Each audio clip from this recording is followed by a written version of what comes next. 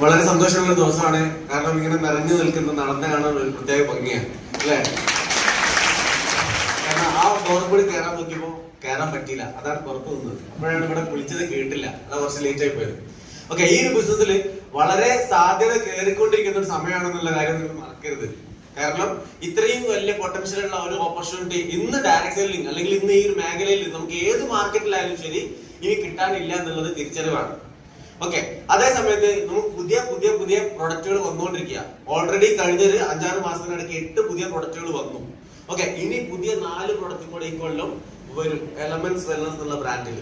Okay, അപ്പൊ ഒന്ന് ആലോചിച്ച് നോക്കുക, നമുക്ക് ഒരുപാട് മാർക്കറ്റ് ഓപ്പർച്യൂണിറ്റി. കമ്പനി പറയുന്നത് ഇങ്ങനെയാണ്, 2030 ആവുന്ന സമയത്ത് 10,000 കോടി ടേൺ ഓവർ ഉണ്ടാവുന്ന കമ്പനിയായിട്ട് ഇത് മാറുന്ന പറയുന്നത്. 10,000 കോടി വിറ്റുവരവ്.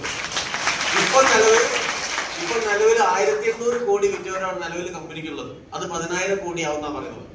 കാരണം കമ്പനി പറഞ്ഞ കാര്യങ്ങളെല്ലാം നടപ്പിലാക്കിയിട്ടുണ്ട്. ഇതിനു മുമ്പ് 2018 കമ്പനി പറഞ്ഞത് ഇങ്ങനെയാണ്, 2025 വരുന്ന സമയത്ത് 100-ലേറെ പ്രൊഡക്റ്റുകൾ ഉണ്ടാവുന്ന പറഞ്ഞിട്ടുണ്ടായിരുന്നത്.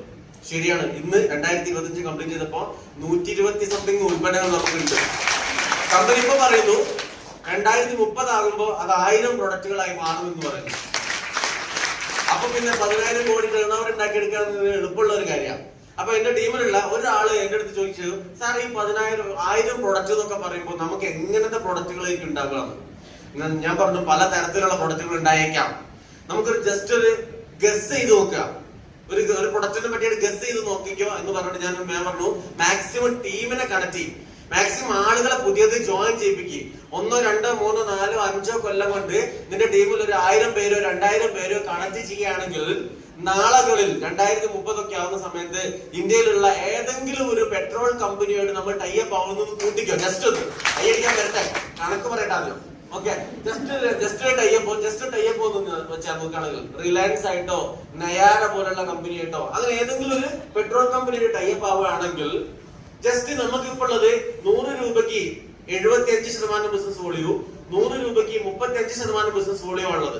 അങ്ങനെയാണെങ്കിൽ പെട്രോൾ കമ്പനി ടൈപ്പ് ആവുന്ന സമയത്ത് 100 രൂപയ്ക്ക് 1 ലിറ്റർ പെട്രോൾ അടിച്ചാലോ 1 ലിറ്റർ ഡീസൽ അടിച്ചാലോ ചിലപ്പോൾ നമുക്ക് 1 BV കിട്ടിയാൽ പോലും, നിങ്ങൾ ശ്രദ്ധിക്കുക, 1 BV കിട്ടിയാൽ പോലും 100 രൂപയ്ക്ക് കിട്ടിയാൽ പോലും നമ്മൾക്ക് ആ പെട്രോൾ അടിക്കുന്ന സമയത്ത് നിങ്ങളുടെ ടീമിൽ 1000 പേരോ 2000 പേരോ 4000 പേരോ 10,000 പേരോ നിങ്ങൾ അടുത്ത 10 വർഷമോ 5 വർഷമോ ഉണ്ടാക്കി എടുത്തു കഴിഞ്ഞാൽ അത് വരുമ്പോ നിങ്ങളുടെ ടീമിലുള്ള ആളുകൾ 1000 ആളുകൾ 100 രൂപയ്ക്ക് പെട്രോൾ അടിച്ചാൽ പോലും നിങ്ങൾക്ക് ഡെയിലി 1000 BV കയറിക്കൊണ്ടിരിക്കും. ഉണ്ടോ ഇല്ലയോ?